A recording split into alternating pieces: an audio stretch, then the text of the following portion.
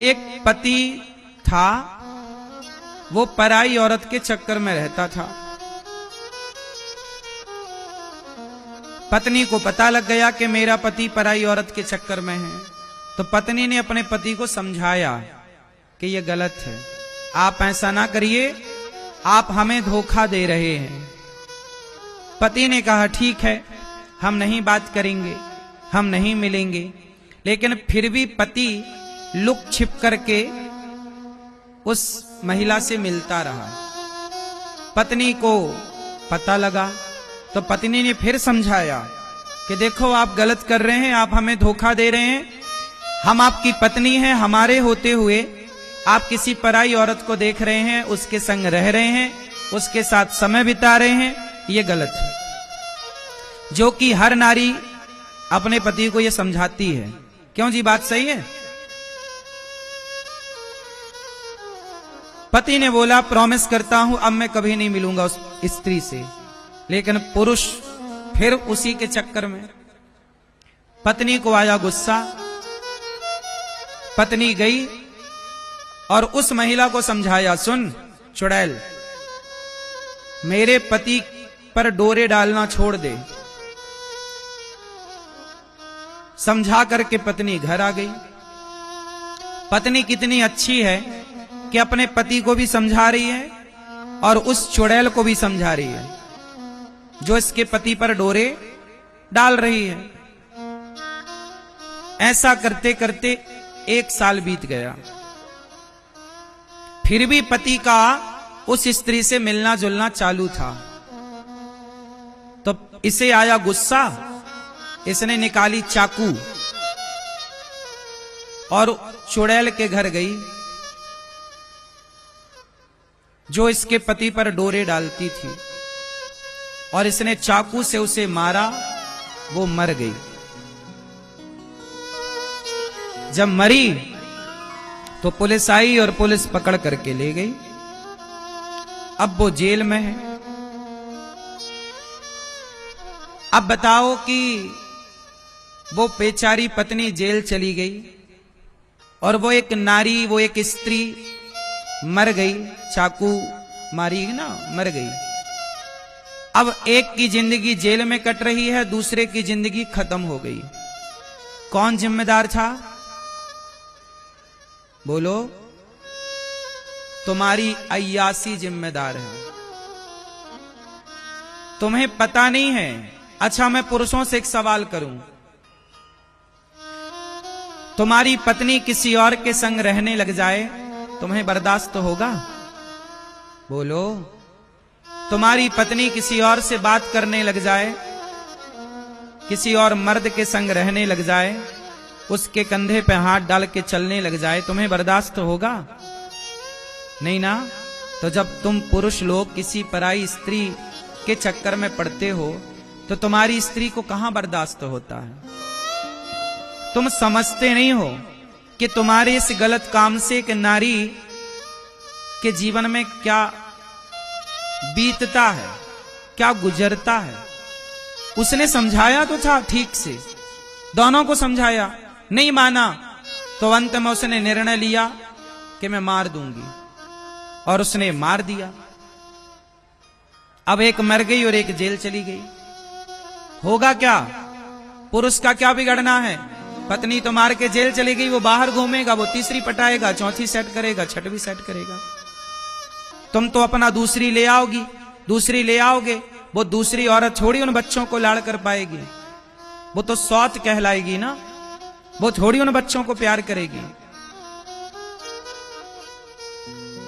एक व्यक्ति की गलती ना जाने कितने लोगों की जिंदगी उजाड़ सकती है। देखो, गलती एक पुरुष ने की, उसकी गलती से एक महिला मर गई, दूसरी महिला जेल चली गई, और उसके बच्चे छोटे छोटे अनाथ से हो गए। मां के बिना बच्चे तो अनाथ ही है ना? क्यों? मां के बिना बच्चे तो अनाथ ही हैं। फिर समाज में बदनामी हुई, वो अलग। क्या पाया आपने? कौन सी समझदारी है ये? इसलिए ऋषि मुनि कहते हैं मैया बताओ नरक का द्वार क्या है? बताओ ए भैया चश्मा वाले, नरक का द्वार किसे कहते हैं? बोलो थोड़ा जोर से। हैं? हैं? नरक का द्वार किसे कहते हैं मैया? बोलो, नहीं पता तो सुनो और कान खोल के सुनना। आज कान ठीक ठाक है कि नहीं? बहुत ध्यान से सुनना। नरक का द्वार क्या है? पर स्त्री को नरक का द्वार कहा गया है। नरक का द्वार किसे कहा गया है? जोर से। किसको? पर स्त्री को। किसको? किसको? स्त्री को नरक का द्वार कहा है। किस स्त्री को? पत्नी को नहीं। पत्नी नरक का द्वार नहीं है। पराई स्त्री नरक का द्वार है। अब बताइए, वो आदमी पराई स्त्री के चक्कर में अपनी अच्छी खासी जिंदगी में आग लगा ली कि नहीं? बर्बाद हो गई कि नहीं जिंदगी?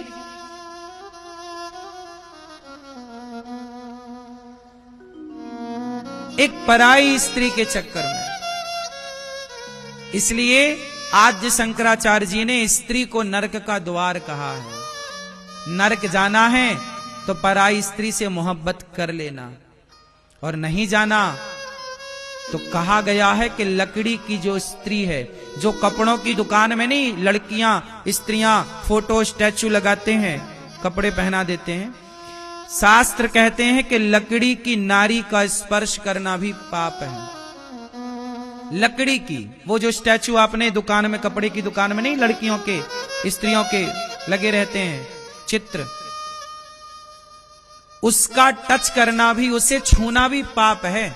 लकड़ी की नारी सही की तो छोड़ दो, रावण ने छू लिया था सीता मां को, किया कुछ नहीं।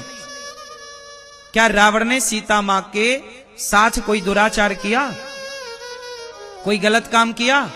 नहीं, केवल छुआ था उनकी मर्जी के बिना, केवल छुआ ही तो था ना। और अशोक वाटिका में लाके रखा था। रावण की नियत खराब नहीं थी, नियत खराब होती तो कमरे में लाके रखता, लेकिन छुआ तो था ना। यदि आपने छुआ है, और दुशासन ने द्रौपदी के बाल छुए थे कि नहीं? बाल पकड़ के घसीटा, साड़ी छू ली इच्छा के बिना, आपकी इच्छा नहीं है और मैंने आपके कपड़े छू लिए, ये पाप है। दुशासन ने साड़ी छुई द्रौपदी माता की, और रावण ने स्पर्श किया माता सीता का। दोनों का परिणाम था सर्वनाश। क्या परिणाम था? बोलो, सर्वनाश। हाथ जोड़ के निवेदन करूं, अपना भला चाहते हो तो सपना भी किसी पराई नारी का मत देखना, स्वप्न में भी पराई नारी ना आवे, वरना तुम्हें घोर नरक ले जाएगी वो नारी। पर नारी पैनी छुरी, पर नारी। अच्छा, मुझे नारियों से भी एक शिकायत है। मुझे शिकायत ये है कि जब उस लड़की को पता था कि ये महिला शादीशुदा है, इसका पति शादीशुदा है, तो वो महिला ने जानबूझ करके उसके पति को क्यों फंसाया अपने चक्कर में? भाई तुम ही सिग्नल ना दोगी तो कोई आदमी तुम्हारी तरफ काहे आएगा? सिग्नल तो तुमने दिया ना। अब बताओ, जो लड़की वो स्त्री मर गई, इसने उसको चाकू मार दी, मर गई, तो बताओ जो मर गई उसकी गलती थी या नहीं? जोर से, जोर से। क्या गलती थी? तुम्हें पता था कि इसका आदमी, अब ये आदमी जिससे तुम मोहब्बत कर बैठी हो ये शादीशुदा है, उसकी पत्नी तुम्हें समझा रही है कि बहन तू एक स्त्री है, मैं भी एक स्त्री हूं, तो एक महिला का घर ना बिगाड़। और याद रखना, इतिहास साक्षी है, स्त्रियों का घर किसी ने बिगाड़ा है तो स्त्रियों का घर स्त्रियों ने ही बिगाड़ा है। स्त्रियों का घर पुरुषों ने नहीं बिगाड़ा। स्त्रियों का घर हमेशा, स्त्री ही स्त्री की सबसे बड़ी दुश्मन है।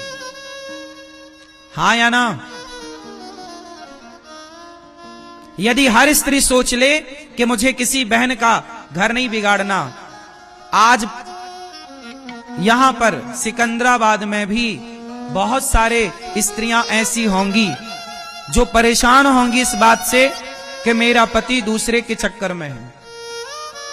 और बहुत आजकल ये बातें आम सी हो गई हैं, सामान्य सी हो गई हैं। अधिकांश 100 में से 80 आदमी दूसरे के चक्कर में उलझा है। मुझे समझ नहीं आ रहा है कि ये स्त्रियों को समय से ब्याह कर लो, अपने पति से मोहब्बत करो, अपने पति से खुश रहो, तो मैं दूसरे के पति को क्यों देखना है भाई? दूसरे के पुरुष में क्यों ताक झांक करनी है?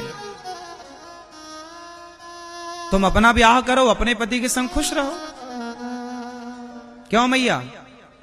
स्त्रियों को अपने पति में खुश रहना चाहिए कि दूसरे के पुरुष को ताक झांक करना चाहिए? बोलो। और महिलाओं को एक बात मैं स्पष्ट कह दूं कि यदि तुमने किसी का घर बिगाड़ा ना मेरी मां, तो 7 जन्म तक विधाता तुम्हारा घर बसने ना देंगे। ये श्राप है एक स्त्री का। अब बताओ, किसी सुहागन नारी का तुमने घर उजाड़ दिया, अब बताओ उस नारी को इतना गुस्सा दिला दिया, इतना गुस्सा दिला दिया कि उस स्त्री ने चक्कू उठाकर, चाकू उठाकर मर्डर कर दिया। बोलो,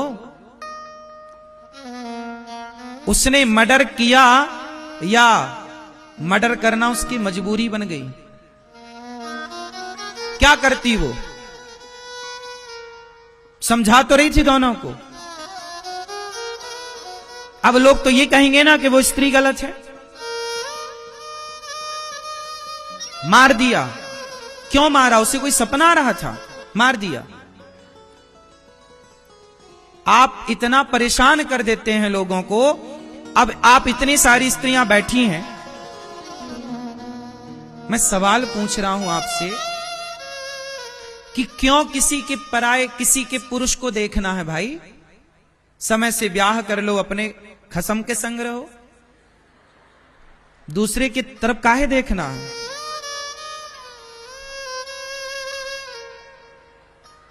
क्यों मेरी मां?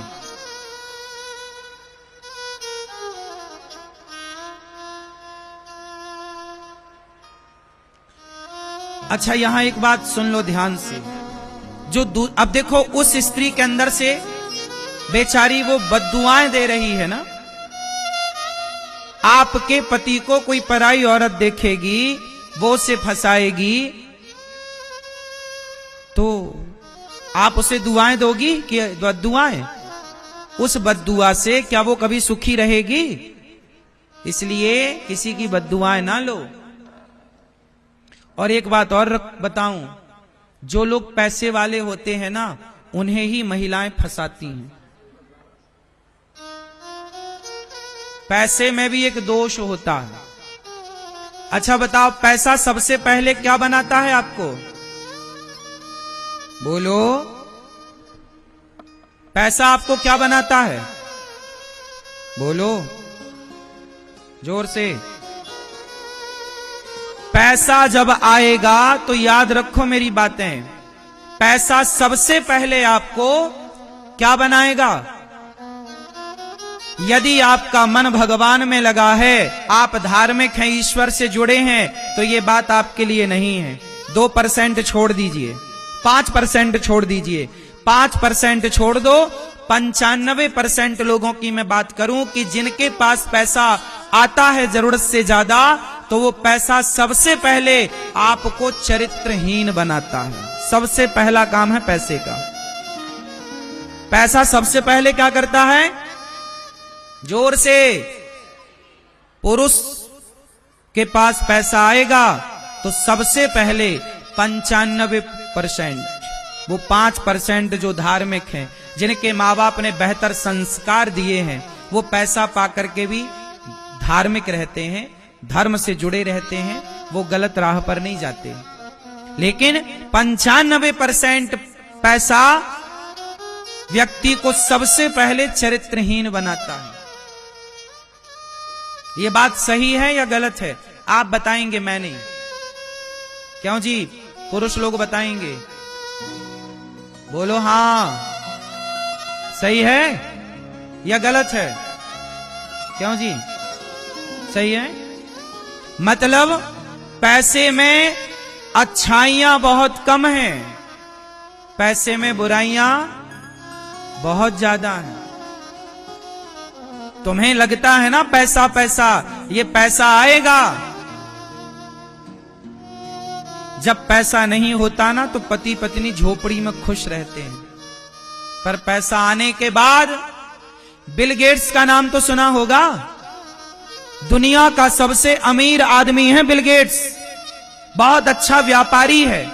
उसके जैसा बिजनेसमैन शायद कोई हो। उसने व्यापार चलाना सीख लिया साहब, दुनिया का सबसे अमीर आदमी है।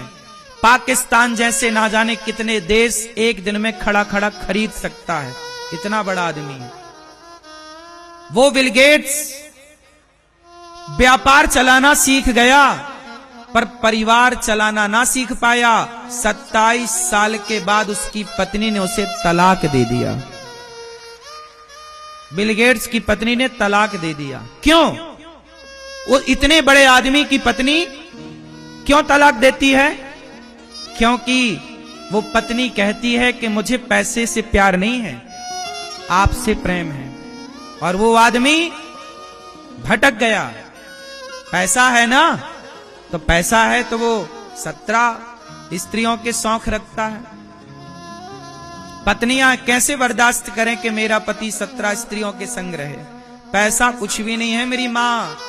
बिल गेट्स के पास बहुत पैसा है, फिर भी तो अपनी पत्नी को खुश ना रख पाया।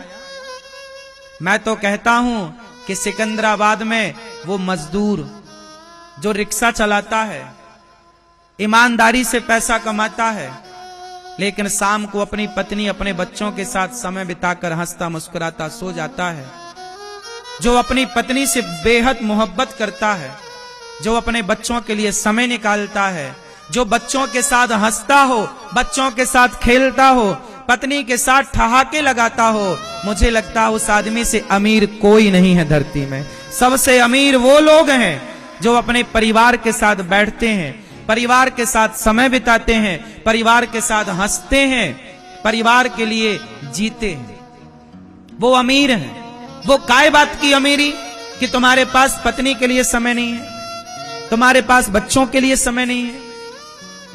क्या करोगे दौलत का? बांध के ले गए तुम्हारे बाप दादे कि तुम ले जाओगे?